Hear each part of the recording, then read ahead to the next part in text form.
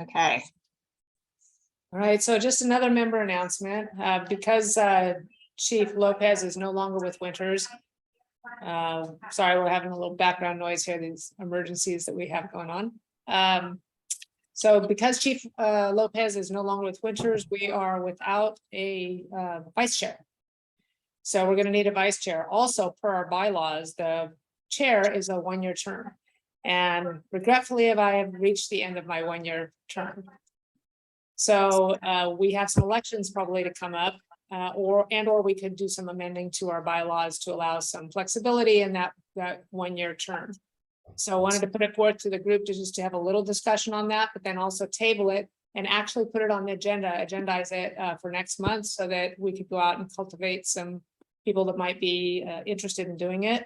I see Jesse Capitano, Chief Capitano on the line today. He's a great candidate for this position, as are some other chiefs in the area as well.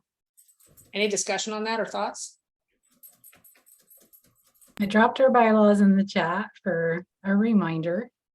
And just to say, I think only additionally that the vice and vice chair of the Fire Safe Council should be voting members of the Fire Safe Council. And that's really the only requirement.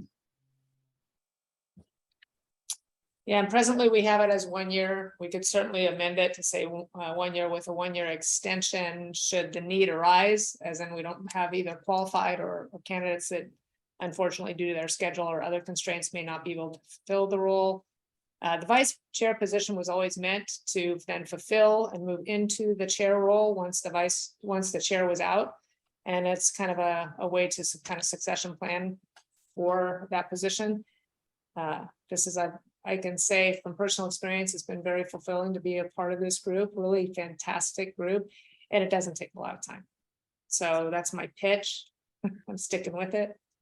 And I would recommend that we amend our bylaws to allow for a 1 year extension, but we can talk about that at the next meeting. I'd like to put that on for the reasons that Chief Ramirez mentioned, just so we can mentor a vice chair. She can mentor a vice chair into moving into that role in a year's time if she's willing to serve. So the role of the chair is to conduct the council meetings, Fire Safe Council meetings, call the meeting to order, moderate discussions, and call votes on action items. So that's all of the duties. And then the vice chair will assume the duties of the chair when the chair is absent. So that's the vice chair duties. And we've started out with fire chiefs being in this position because we wanted to have some level of expertise that was always at least present between the chair and the vice chair. I don't know that that's an absolute have to, and it's certainly not part of the bylaws, I don't believe. So there's a lot of really great experience on this call that are outside the realm of being a fire chief. So certainly willing, if somebody really has a lot of energy and would like passion for it, like to do it. So we will talk about this in September. It will be agendized. Just wanted to give you all a little bit, put it up here and think about if you have somebody that you're interested in putting in a position. And I do appreciate my time having served. I have a quick question, if I may, which actually I'm going to start by saying, Chief Ramirez, thank you so much for your leadership over this last year and the founding. I really appreciate it. You've done a fantastic job, and I certainly welcome your continued expertise with all of this. In terms of the bylaws, I mean, we could have my understanding is that we could have an annual election and people could be elected to the same position in which they're currently serving without having to amend the bylaws. I mean, if that was totally right. if that was a direction that Thanks for bringing that up, Kate. That people wanted to get. Yeah, you're probably right. There's nothing I don't think we wrote in there that would prohibit the same candidate from being nominated and elected. I think the intent was not to have the same person year after year after year after year, lest it gets stagnant and we not mentor new talent as people go through their careers. But true enough, we may not need an amendment at all. And I dropped the list of voting members in the chat. So you can see who we have. And Tanya, you may have said this, but our September meeting would mark the 12th month of service by Chief Ramirez. At least, yeah. I'd have to double check the notes, but that sounds about right. We started, Our bylaws were roll and- finalized on September 14th, so okay, I just looking at that. there you go. So we'll bring it back in September for a voting item. Thank you all for your consideration on this. All right, moving on to reports. Actually, before we do the reports, we didn't approve the minutes from July, Oh, I'm sorry. all right? Action, can I entertain a motion for approving the minutes for July? My apologies. Cape Valley moves. Thanks, Chief. Second, Cowan. Thank you, Mayor. All those in favor, please. Aye. Aye. Aye. Any opposed? Aye. Any abstentions? Motion carries. All right, on to reports, please. Excellent. Yes. Okay, I will start off by going over our schedule. There we go. So our next Fire Safe Council meeting is the 28th of September. So we have until then to consider our vice chair. Cape Valley Fire Protection District Fire Safe Council meets every Wednesday. West Winters was last week and will be September 21st. Our Solano Fire Safe Council is having a hybrid meeting September 19th. Pleasance Valley will be the 12th of September. We had our leadership team meeting on Monday. And our next leadership team meeting will be the 26th of September. And then we have a brown bag meeting tomorrow. We'll also be calling a website advisory committee meeting together quite soon. We're also, we have 2 community meetings scheduled, one in Gwenda, and that'll be on the 14th in the evening at the Grange to get community input to the CWPP. We had one last month that was really good. And then we're working on one for Winters. We don't have a date set, but it'll likely be the 15th of September if folks can do that.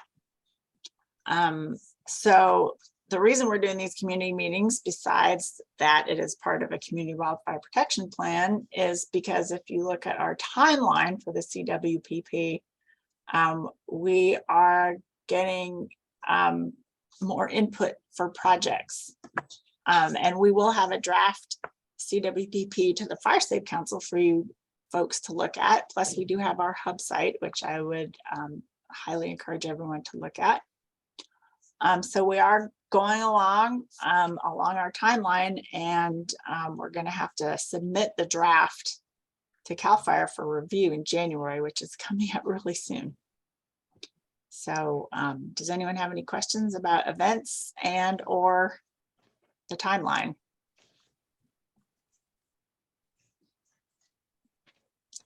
We had a great community meeting in Gwenda. It was really nice to see folks there looking at maps and putting dots on their favorite projects. The other thing on this coordinator report is the resiliency grant Google Drive link. I'll drop that in the chat.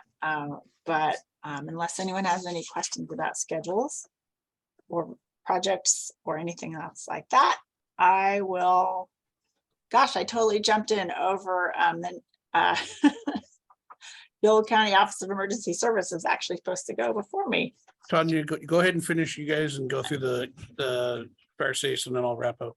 Thank you. Okay, so speaking of grants, Kate Reza has been diligently tracking those. So I'm going to stop sharing, and I could put that up on the screen if you guys want to. So Kate, I'm going to turn it over to you.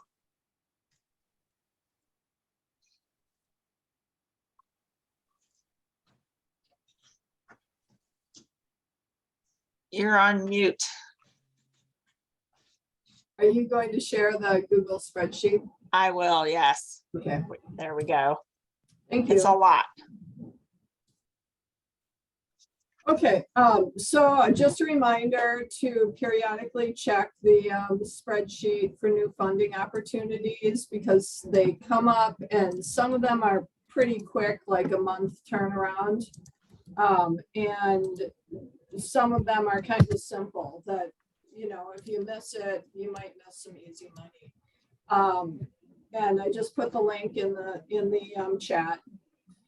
And just wanted to make you aware, there's a quick, fast approaching deadline for small communities with at least a 50% volunteer fire department to pursue funding for hazardous materials incidents. It's due September 1st. And like I just said, this type of opportunity can slide by unnoticed if you don't, you know, kind of get in the habit of checking the spreadsheet for stuff you might be able to make use of. And then the Community Wildfire Defense Grant Program, Tanya told me she's been getting a lot of interest in that. We checked into that and there's a lot of chatter on the fire adapted communities listserv and other media about this opportunity. With respect to Yolo County, there's a potential for funding projects listed in the Yolo County hazard mitigation plan. There's not an opportunity, even though the Yolo County CWPP is in progress and there are some prioritized projects. The CWPP needs to be approved before those projects can be implemented through this grant. So when we looked at the Yolo County Hazard Mitigation Plan, there are 3 priorities for projects. Projects need to be in high or very high wildfire hazard potential, low income, and or have been impacted by a severe disaster. And there are 4 projects in the plan.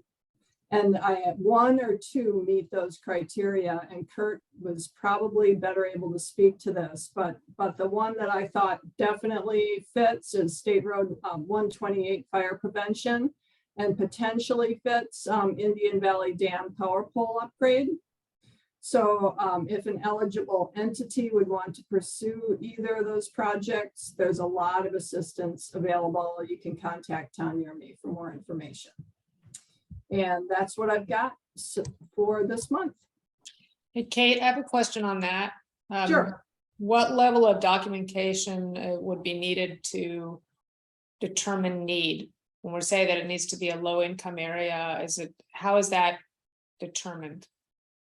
Usually I'd need to look at the notice more carefully, but usually it's a census designated situation that has to do with the area's basic household income, the average household income. So it would be something like that. And it's an and or situation. So and it low income and or subject to a severe fire or a severe hazard. And so if there's been a fire in the area, that likely qualifies without the low income community box being checked. Of course, one that has both would be prioritized probably according to the grant guidelines. Anyone else?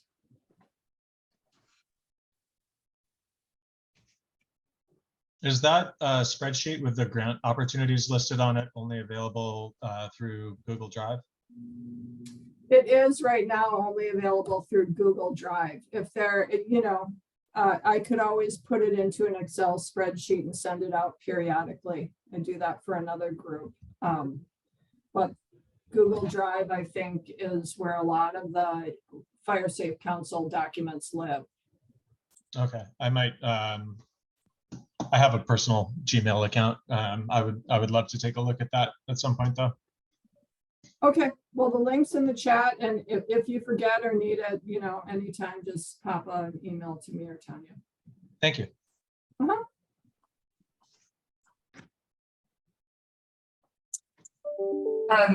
Kate, this is Karen Young from Solana RCD, just to chime in. In the notice of funding opportunity for the CWDG grant, it defines for this program a low-income community as a community where the relevant counties have or county has a median household income of less than 80% of the median household income of the relevant state. So that designation for low-income community is applied at a county level. At a county level, okay, well, that, I think that would knock Solano County out. And potentially Yolo County, I'd have to look. This is Low-income community is not a requirement, but it is 10 points. So given how competitive this funding opportunity is, that might effectively be a requirement. But it's not an outright requirement in order to apply. This is Kate with IHSS. Yolo County, well, according to Public Policy Institute of California, Yolo County has the highest rate of poverty in the state of California. So Okay. we probably So- can. Yes, and I can check, I can double check that. And also there's there's also a community wildfire defense grant specifically for tribes. And that obviously is only for tribes, but that's another potential source for CWDG funding. And what's the total dollar amounts that are available, or is there maximum per recipient? Okay, so I've got total funding available at 150 million for the tribal one, 10 million maximum grant award. And then the non-tribal is also 150 million and 10 million maximum grant award.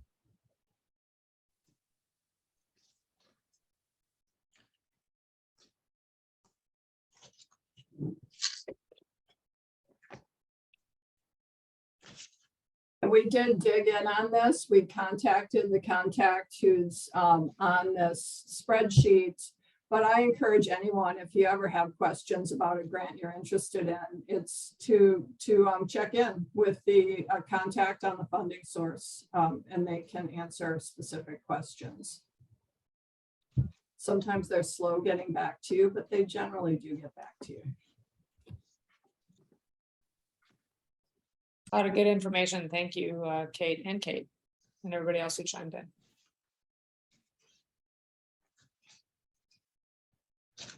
So, any other questions on grants? So we have a brief report from our outreach coordinator, Allie, on all the things that she is coordinating besides just outreach. Thanks, Tanya. Hi, everyone. So I'll give a quick update on our website. Right now, we are experiencing a little bit of a roadblock. We have some software issues with the software that our website developer is using to design the site. So that should only be holding us up for about a week, and then hopefully we can dive back into designing the site soon. And then, as Tanya mentioned, once all those bugs are fixed with the site, we'll have another website steering committee meeting. So if you're in that committee meeting, look out for an email from me to get some extra eyes on the site. And yeah, I think that's it for website. If anyone has any questions about the site, just let me know. And then a couple updates on the address sign and chipper program. The address sign program is like Chief Capitano said, we delivered a bunch of signs to our 3 pickup locations in Cape Valley, Esparto, and Winters. And so we had, I think it was 53 properties or 53 addresses have signs, and for a total of 87 signs that went out. So lots of people got address signs, and since then we have 11 new signups. So we're expanding really quickly. And then chipper program, we have a chipping day happening this Friday, actually. And so we have some properties up in Cape Valley and one in Winters that we'll be visiting. And then, like Tanya mentioned, we're having those community workshops. The one up in Gwindo is, correct me if I'm wrong, Tanya, it's going to be bilingual. And so we'll have Spanish options for folks so that we can have Spanish speakers participate in providing their insights and community values for the CWPP. And so I have some flyers that if anybody wants to circulate to get the word out, that would be great. You can I'll drop my email in the chat and you can reach out to me and I'll send you the flyer so that we can spread the word. And I think that's it for me. If anyone has any questions, I'd be happy to answer those. I just realized too, another outreach thing that we are doing that we both forgot to mention is we're attending the Festival de la Comunidad in Winters on the 24th of September in the afternoon. We're going to have a Fire Safe Council booth with our Fire Safe Council and Solano Fire Safe Council. And of course, the Community Fire Safe Council's members are welcome to join us as well. So that'll be in the afternoon. There'll be beer and carnitas and bilingual speakers and information about fire. And we're going to hopefully get some input from some of the Spanish speaking folk in this community.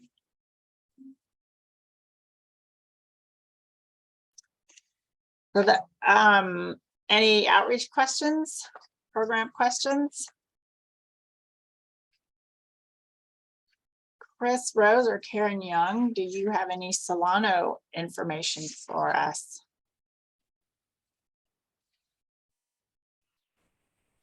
I can chime in. We are continuing to meet with a coordination group to get bylaws and a structure put together. And the plan is to present that progress at the next public meeting, which is in your meeting packet. Thank you for including that, Tanya. It's on Monday, September 19th at 6 p.m. We're working on lining up the physical location, but the Zoom information is available in Tanya's meeting packet. I believe that is it for Solano Fire Safe Council updates. From Solano RCD, we are working under our Department of Conservation grant to plan a survey of the LNU footprint within Solano County to inform future work.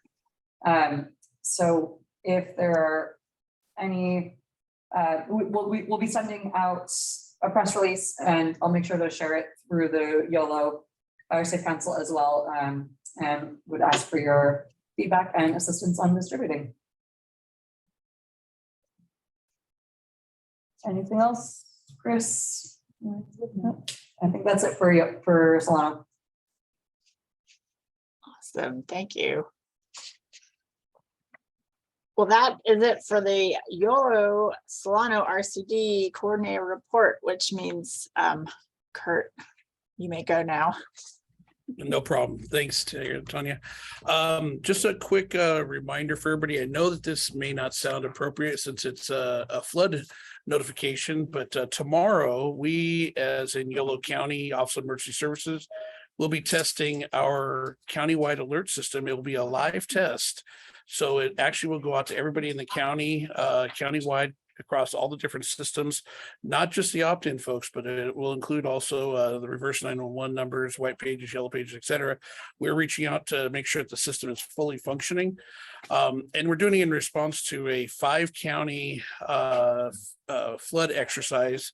It was funded by Department of Water Resources, and it's a simulated flood along the Sacramento River, the bypass, Cache Creek, Puda Creek, et cetera. And a number of the cities and special districts in the county are participating at both the field level and at the EOCs, all the way up to the State Operations Center, which is where the governor receives his information as it relates to emergencies. So just so you know, tomorrow morning, if you don't get a alert at 10:20-ish, that means that you either aren't signed up or for some reason you were out of reach. But we're really hoping that everybody that isn't signed up for Yolo Alert gets signed up so that you can use that. We can use that same system for alerting folks for fire as well. It's not just for flood. That just happens to be the scenario that we're testing tomorrow.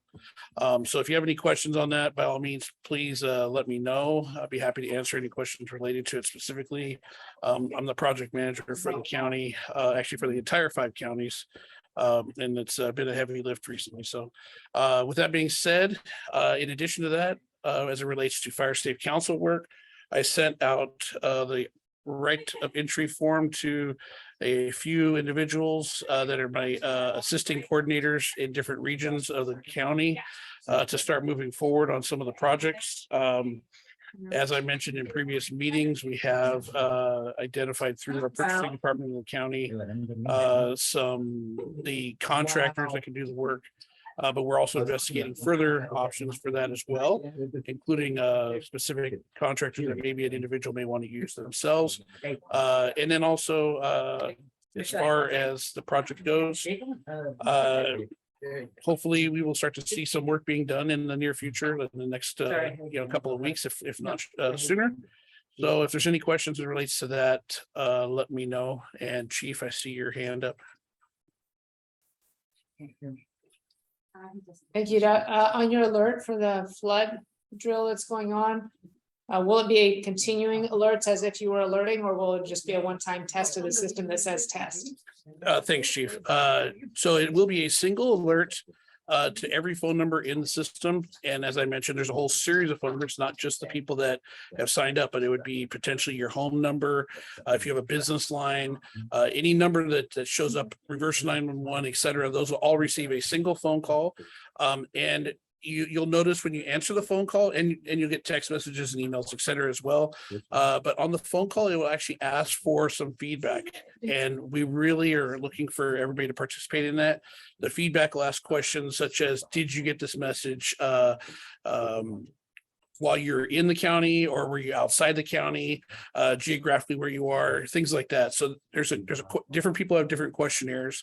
And the reasoning behind that is because we're trying to develop a set of database or data points that we can share with the federal government that does this analysis to figure out if the system works properly.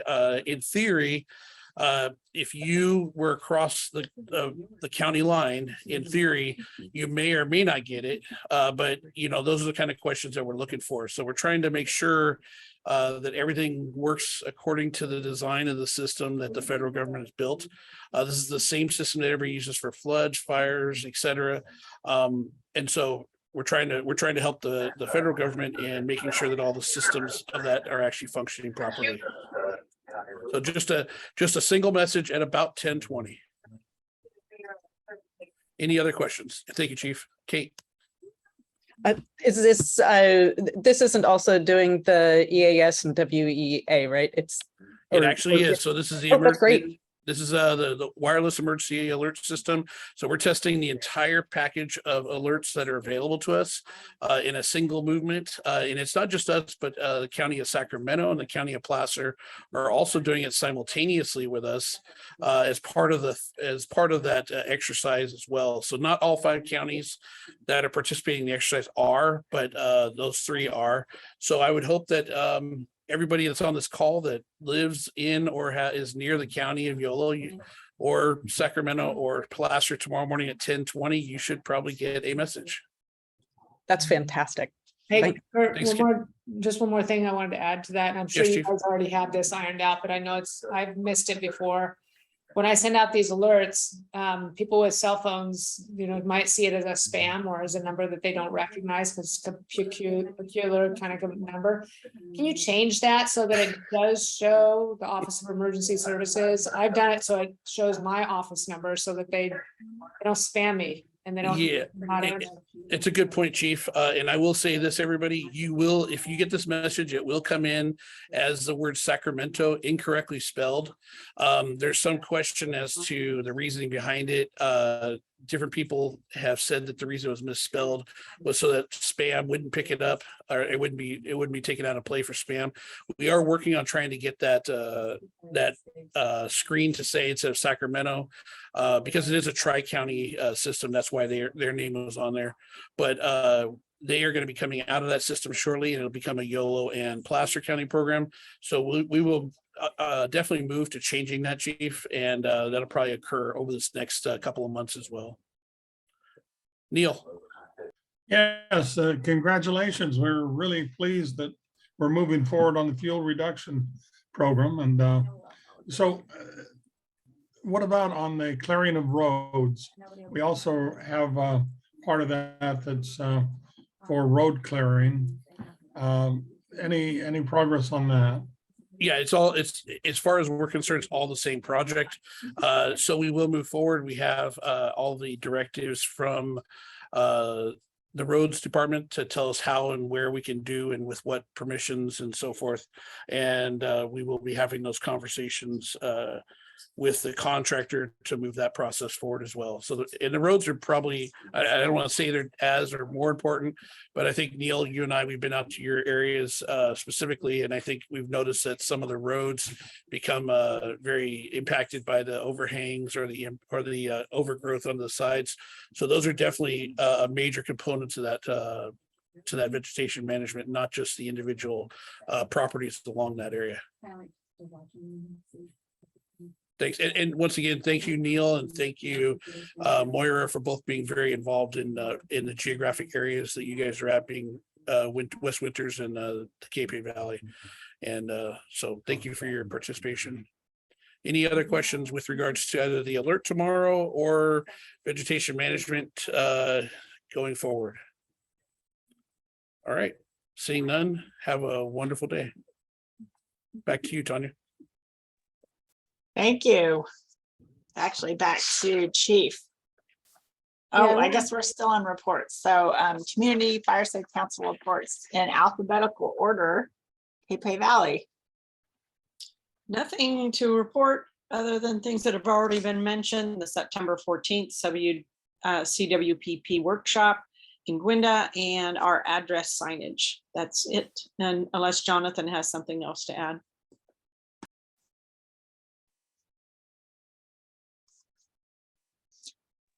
Okay.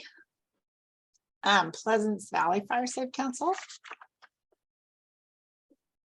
Hello. We're working on our bylaws and other tightening up our communication. So that's what's going on right now. It's not very much fun, but it must be done. We know about that. Thank you. Yeah. Wait a minute, Reveille. It's a blast. You were smiling the entire time.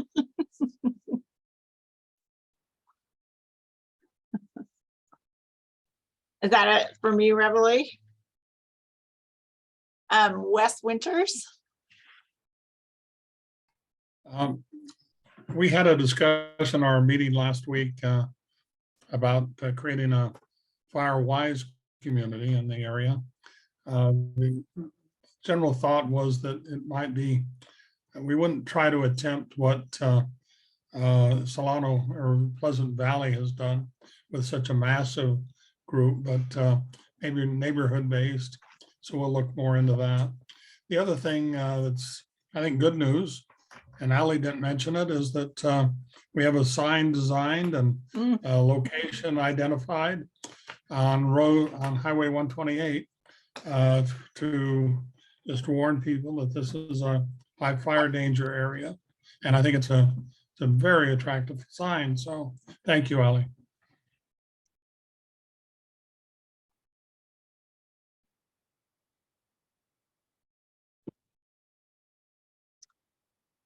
Okay. Reports. I think that's it. Chief, do you want to share? I gave you co-hosting, so if you'd like to share your screen, if that is easy. Have some pictures to show us. Yeah, it's host disabled participant screen. share. What? Oh, man. That's not what my screen says. Hold on. If not, I'll email it to you and you can share it. Okay, you should, yep, you're good to go now. Okay, let me try.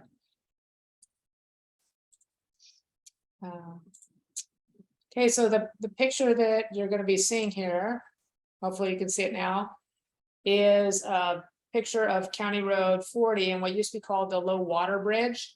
It has been replaced and it is almost done. You can see it's coming in here. It's got a little bit more work to do to where it's going to come up. I don't actually know if it's going to come around or come up. But this is the bridge that is being built. They right now are on task, they say, for some time this fall of being completed. And why this is important is before fire crews would have to come up Highway 16, which is here to the far right of the picture, and drive all the way around to get to this other side of the mountain. It would take them about 2 hours. Now they come across. Either that or they would have to get in some assistance to fortify the temporary bridge and then use that because the old bridge was not sufficient to hold fire apparatus. So this is going to allow us to get to fires much, much quicker. We thank all the partnerships that went into this, particularly CAL FIRE and some of the grants they gave. So just wanted to share some good news on that. That's all. That's pretty cool.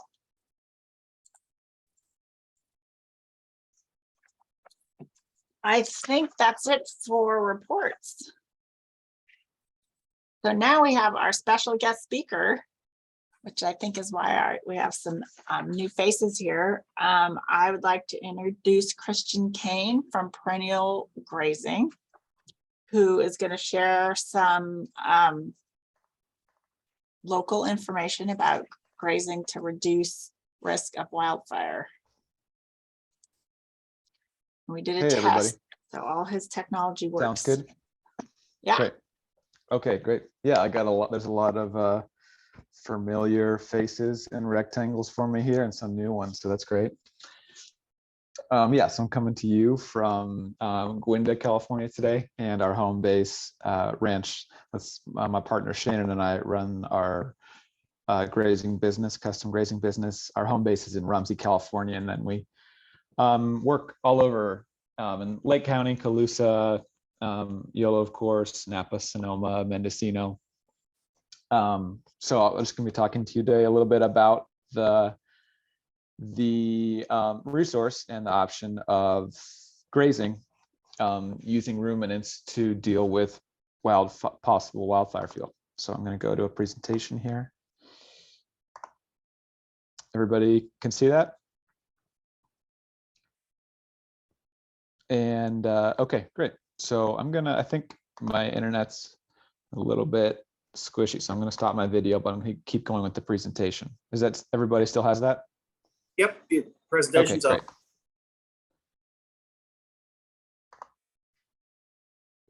great. Okay, no, thank you.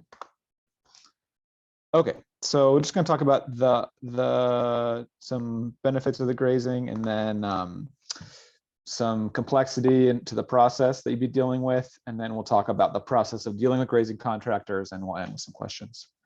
So first, to go through the opportunities and the benefits, really, I think most broadly, what we're talking about is having sheep and goats on your land to clear out potential wildfire fuel.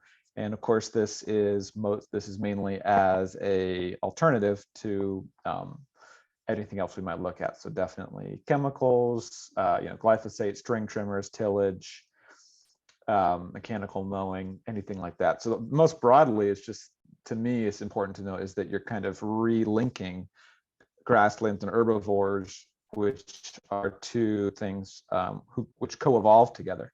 So there's just a kind of, it's almost innumerable, the benefits that come from that, but it's just conceptually great to keep that in mind. But to get more specific, a lot of times you're going to be able to just logistically and a lot of times economically have a better impact with the sheep and goats, which is what we're talking about, due to their ability to access, difficult slope and difficult terrain, and access areas that, two-footed work crews, so to say, and equipment would have a hard time accessing. So a lot of times when Shannon and I are talking to landowners, we'll just say, okay, why don't you just go back and look at all what it would cost you to, to deal with this hillside or this kind of steep hillside that's very densely wooded, and get back to us, and then just pay us, 90% of what that would have cost you. And a lot of times that comes in, above what we were considering charging. So it's kind of a win-win for both sides. I listed 800 pounds per acre per day of manure there, which comes out at a 23-to-1 carbon to nitrogen. So not too far from, kind of turbo on the spot composting. And the 800-to-1 per acre per day there is thinking about 200 animals per acre per day, which is, there's a ton of variables, but that's about right. I think one area you'll see the animals really shine will be in maintaining the stasis of tree life. So that's kind of like helping to increase the health of established trees on your land while suppressing saplings and taking a lot of the foliage and vegetation off the saplings. One note there is to watch out for girdling the trees, especially for goats, but for sheep too. And we're going to talk about the difference in a minute between what sheep and goats do. And a lot of times we'll bring in the animals as kind of part of a two-step process of removing vegetation and suppressing saplings, and then that will give. Sometimes this is us or our employees, and sometimes it's a separate workforce, but that'll give a really great opportunity for, after the animals leave, to clearly see all the dead wood and access it and remove that dead wood. So a lot of times it's a two-step process that's really important. Removing ladder fuel, again, same thing of maintaining these forested areas can just be a really kind of crucial impact the animals can have, and especially thinking about, like what a fire is going to look like as it might pass through your landscape, and go from a high slow fire to a short quick fire moving through, can really be pretty, talking about two pretty drastically different things. And there's also, it's worth considering the ecological component of the grazing. So there's some finer points here, but basically, if you can start to utilize the animals to create more of a mulch layer, and that'll help you start building more topsoil, capture more soil carbon, and also hold on to more, basically slow down water coming in the form of rainfall, and water leaving in the form of evaporation and runoff. So you're going to be able to hold more water in your soil throughout the year, which is kind of a longer term thinking thing, but you can, it is important. And we see a lot of changes here in terms of being able to build more fire resilient landscape. And you can also, through that same action, begin to alter the pasture composition, so what we call it, basically alter the species that are growing on your land just due to that soil cover. So you can start to transition, and this is a lot of what we do, start to transition from yellow star thistle, more noxious weeds, through to nice kind of grasses we like to see more, like the wild oats, and even on to perennial grasses. And that's a lot of the work that we do too. And then taking a global view, let's see, this was, I can give a citation to this, but this was, basically a well-managed pasture can be said to sequester a 0.5 ton of carbon per acre per year. So, that's worth considering too, if we want to take kind of that, like I said, global view about how we're participating as Californians, and as we do this work to maintain our safety, see also how what our carbon footprint is like, because California grasslands, which we all inhabit, used to be a carbon source, and now they're carbon negative, so they're off-gassing carbon every year. So it's interesting to consider how we got there and how we can kind of reframe for the future. So I think I'll take a look at the chat here. Is there anything urgent? Okay, yeah, I'm just gonna keep going and we can do more questions at the end. So now I want to talk about some of the complexity and process, which is just kind of things to consider when you're considering bringing the animals onto your land or land that you're, managing. Which is just, the first thing is really just complexity. So you're really kind of completing a whole, you're just bringing a whole kind of more complete linkage of an ecosystem onto your land. So you're bringing these animals that are going to be dunging and urinating, and you're bringing probably a guard dog with them. And so it's good to consider kind of all the downstream effects of that, and it's often kind of hard to see beforehand. So, one thing we always want to tell people is that bringing this life onto your land isn't the same as mowing, and in some ways it's just not going to be as uniform as using a mower, and it's not going to be a mechanical application. So it's just worth considering in terms of the expectations of what you're looking at and whoever you're setting up the grazing work for, what they're thinking, and that it's going to look a little bit more just biological and uneven than it might be just putting a mower on a lawn. But at the same time, that there's going to be a lot of improvement when it comes to, like I say, especially times like on the slope and forested areas. Again, just more considerations is, are there going to be guard dogs or herding dogs with the animals, and how is that gonna, are there going to be any implications of that with people or dogs that are in these areas already? Are you going to be hosting shepherds on site, maybe in a camper trailer? And what's the implication they're going to be? What is their hookup for water and power going to be? And these are all things you should talk through with the contract grazer that you'll be working with. Another thing is just balancing ecological goals with fire safety. So a lot of times we'll be doing these fire safety contracts, and people also want to go after noxious weeds. And this is kind of getting into the finer points here, but it's worth having a talk with whoever you're going to be working with in terms of your contract grazers, your shepherds, about pursuing these two goals and how they might start, how far they go together, and when you might be sacrificing one for the other. And this kind of has to do with grazing harder for fire safety, but then you start to create more bare soil, and that can set you back in terms of building soil and moving away from noxious weeds like yellow star thistle. So I'm happy to talk more about that with anybody. Like I say, it's kind of gets into the intricacies of it. And then toxic plants, rough plants. So it's good to think about, oleander, azaleas. What are the plants that are on the land that you're thinking about grazing, and how are those plants going to interact with the sheep? Are they going to be toxic for the sheep? Or what about the rough plants, like yellow star thistle once it gets very woody, or bull thistle, or Scotch broom? Just again, this is all about expectations. So just to say, you're bringing all this complexity and all this life onto your land.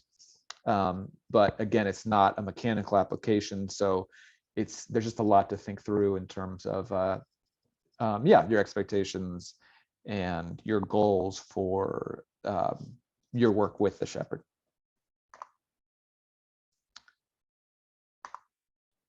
Christian, So can I I ask you a wanted- quick question? Sure. Sorry. Thought I was Yeah. hitting a pause. So are you talking about contract grazing specifically for fuels management? With about any of this in particular? Mm-hmm. Yeah, all of this. I mean, we do crop systems work, like vineyard orchard work, and we do ecological work, and then we also do, then I'm also talking about fire safety grazing, basically. Yeah. So just thinking about the piece of land you're looking at. This is something, I don't know, are you active in Yolo County? Yeah. Mm-hmm. Okay, cool. We'll have to talk. I just, sorry, I don't want to interrupt your presentation. I was just trying to But we'll have to talk, I'd be interested in, this is something we're interested in, and then how it differs from other kinds of, grazing that folks may do. Okay, yeah. Thank you, sorry. Mhm. Yeah, and then I just wanted to give a kind of some tips for anybody who's looking at working with contract raisers, myself, and there's a bunch of great people doing the work. Lee Hazeltine with Integrazers, the Irwins with Chaos Sheep Outfit, Star Creek Land Stewards, as far as there's a bunch of great people doing the work. So I'd say if you're considering doing this work, getting a site visit is a really great way to start, because everything about this work is about, there's just so many variables job to job. So getting the grazer, the shepherd on site is a great way to start the conversation. Getting on their calendar is really important also, because we're booking, like right now, Shannon and I are having a lot of conversations about booking out next April, May. So that's kind of how far out we're looking. So it's really good to, as soon as you can, and I know a lot of organizations are going to be looking at their budgets here this fall. So as soon as you can start to think about budgeting this out and setting aside time for it, money for it, brain space for it, it's great to start the conversation. I'd say you really want to explain your goals with the contract raiser, because not every job is the same, and you might really want to be prioritizing grazing down all the wildfire fuel, or someone else might be balancing that with ecological concerns, like I say. Practically, I'd say expect to get a vague answer on what the work will cost, especially at first. I think this is something that people might kind of evolve on, but right now it's pretty hard to get like a firm quote, especially before there's a site visit done. So don't be surprised about that. And then again, just think through, what will be required at the site. So a water hookup, a power hookup, if there's going to be a camper there, is there going to be, is there going to be an employee on site, like a shepherd on site, and how, if there's going to be, if this is public land and the public is interacting with that site, what that's going to look like, or where you might want to put that staff person. Just think about all that and just be realistic with the shepherd, and just, especially like I say, if you're thinking about reducing bull thistle or anything like that, just you want to be really upfront about that. So, so you can say, okay, well, maybe if they can get to that earlier in the season, they can be grazing that, same with the star thistle. Whereas later in the season, a lot of these things are a lot tougher. The same with the Scotch broom, because and yeah, similarly, if it's a pretty grass dominated area, then it might be okay to just bring sheep for a job like that. Whereas if it's a more densely wooded area and there's a lot of thistle you want to be taking down, then you want to make sure with the grazer that you're getting goats also. And broadly, goats are browsers, just kind of a pretty simplistic way, but I'll say goats are browsers and sheep are grazers. So sheep look from the nose down and look to control grasses, and also look for the vegetation on trees and shrubs and saplings, whereas goats are browsers, so they look from the nose up, and they look more to control. They look first at controlling vegetation on trees and brush and saplings, and then they'll look at grass second. So each sheep and goats, browsers and grazers, do some of the others work, but that's a really common question we get is what's the difference there, and what do I want? So that's a great conversation to have with the contract raiser you're talking to. And how quick will the work be done is another good question. I think that's, again, I would say if you're looking at a really serious fire grazing, like taking out a good percent of the vegetation, then 200 animals is going to be about right for an acre a day, maybe. Again, there's, we're talking about pounds of forage per acre, so there's so many variables and what that forage is, but just to give you a sense of, what the scale of the work will be and the timeline of the work. So when you talk to your grazer and you can ask them, about how long will this work take, they can give you an estimation, but you can ask them how many animals they might be bringing. You can also maybe get an idea again. And then eating star thistle is another common question. So sheep and goats will eat it earlier in the season, and cattle too, even earlier in the season. And then sheep and goats will eat flowering heads even later into the season, and goats will do a little bit better about eating the dried out kind of wooded bodies later on, but it gets tough for them even as it gets, especially plants that were larger and vigorous and got especially woody can be tough for the goats.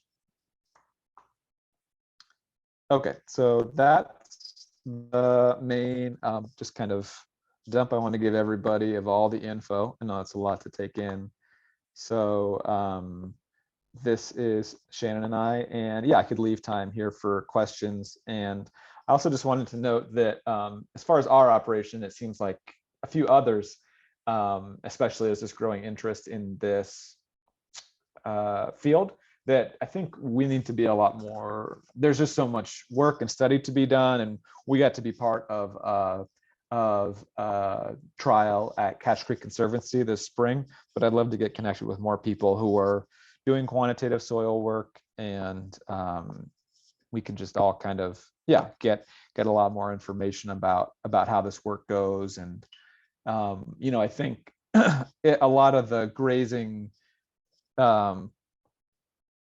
studies and academia around grazing I've seen, when I look into the finer points of the methodology, it's pretty different than how we do things now. So I think it's worth considering, that yesterday's grazing might not be today's grazing, or just that the specifics might make a big difference. So I'm excited always to talk with more people who are doing that quantitative work and doing a lot of soil sampling. And yeah, I'd be happy to take any other questions. Awesome, thank you. Do you want to stop sharing? I'm going to put your Sure. website in the chat, in the Instagram. So folks have questions. Christian, that was super informative, and I love the "it depends," because that's true. People, Thank you. Yeah. people want like a set thing, but on landscapes, there's no formula, no set formula. Yeah. Yeah. It's always a matter of making plans and seeing what actually happens.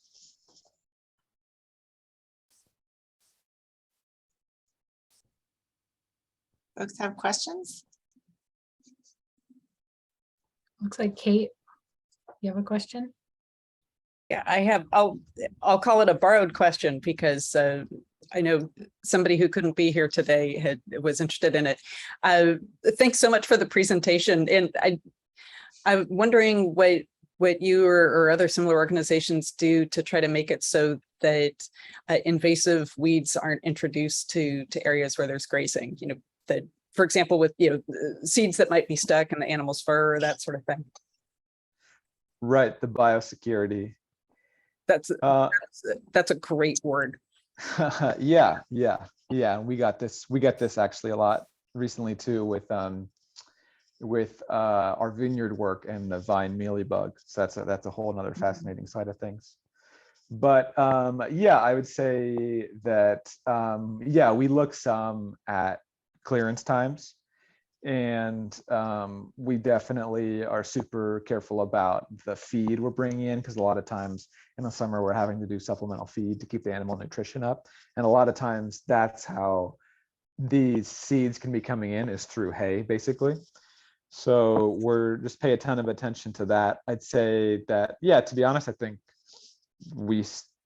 I wouldn't call it zero risk per se, and I'd still say like we have some improvement to do there. I don't really know of anybody who is doing a whole lot more than we are, but I would just say we do sometimes. We'll kind of park animals between jobs in kind of a neutral zone and wait for a clearance time. to kind of pass all the seeds through the manure. So that's the main thing. And like I said, looking out for feed, but like I say, and we have hair sheep. So the hair, there's like a winter coat and a spring coat. And so the thicker winter coat sheds off kind of like a dog. So there's a little bit less risk than with wool sheep, but there could still be a risk of, seeds being on the surface, like in the hair of the animal, in the fur. So that's why I'd say I couldn't really say that we're like a zero risk operation, but it's a good question, good concern. Perfect. Thanks so much.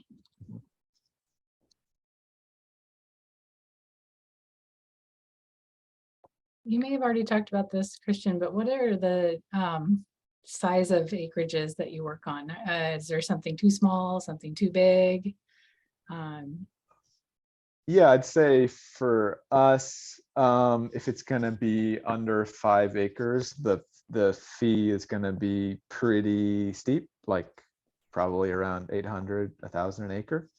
So I think we're a little bit out of that range, but I think there's other people who are doing that kind of work that I could connect people with. And then I don't think there's too big a job. Our sweet spot a lot of times is like the 5 to 50 acre. And then there's like a lot of collaboration with Lee Hazeltine, kind of on bigger jobs. So I don't know, there's not really too big.